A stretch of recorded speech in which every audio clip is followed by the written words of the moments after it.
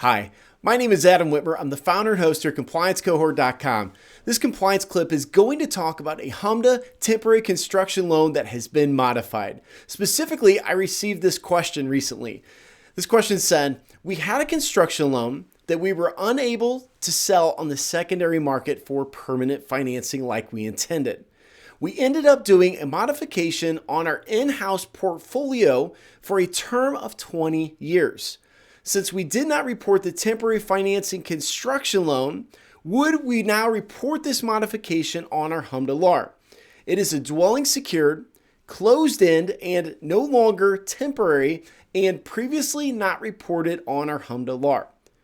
So what we have here is a loan that the bank did in their in-house portfolio as a construction loan, and the customer was planning to get a new loan on the secondary market. So the initial loan was temporary financing because it was designed to be replaced by another loan to the same borrower of a much longer term, thus the secondary market loan.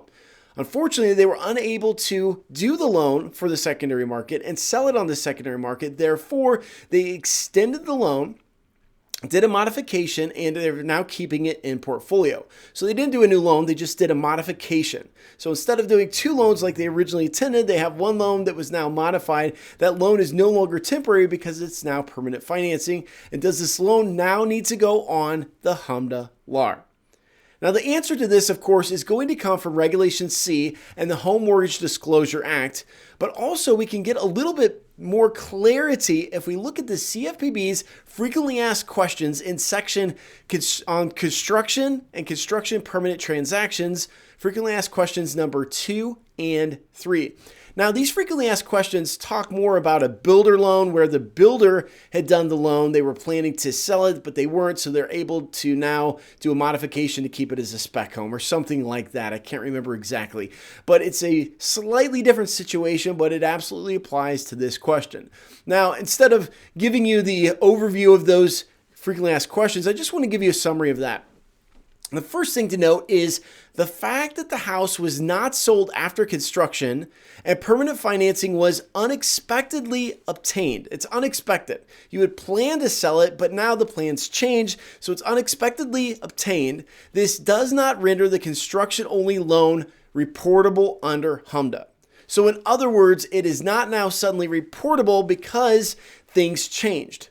The idea with HMDA is it is what it was. So at the time of closing, it was a temporary loan. You leave it as a temporary loan.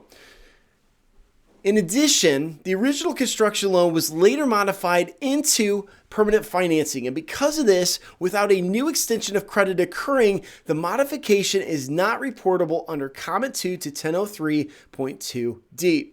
And in fact, we can go on to explain this a little bit further. There's some examples. They talk about some transactions completed pursuant to installment sales contracts, such as some land contracts, depending on the facts and circumstances, may not involve extensions of credit, rendering the transaction closed-end as a closed-end mortgage loan. So the bottom line is a modification is not reportable. That's what all of this is saying. It's not a new loan. Modifications are not covered under HMDA rules. So just because we had an initial loan where things changed, we don't worry about things changing later. That modification does not trigger the loan to now be HMDA reportable. So that is the bottom line on this question. That's all I have for you for this compliance clip. If you are new to the compliance cohort, we have a bunch of training videos just like this where we have a free membership. It's called our basic membership that's absolutely free. You can check it out at ComplianceCohort.com. We have a bunch of free videos, free articles, weekly newsletters, things like that, discounts, giveaways, a whole bunch of things. So take a look at that at ComplianceCohort.com. If you're an existing member, you know we have additional training programs in our store, ComplianceCohort.com/store. Thank you so much for watching this video. You're the reason we do what we do, and we hope you have a compliance-filled day. Thanks so much.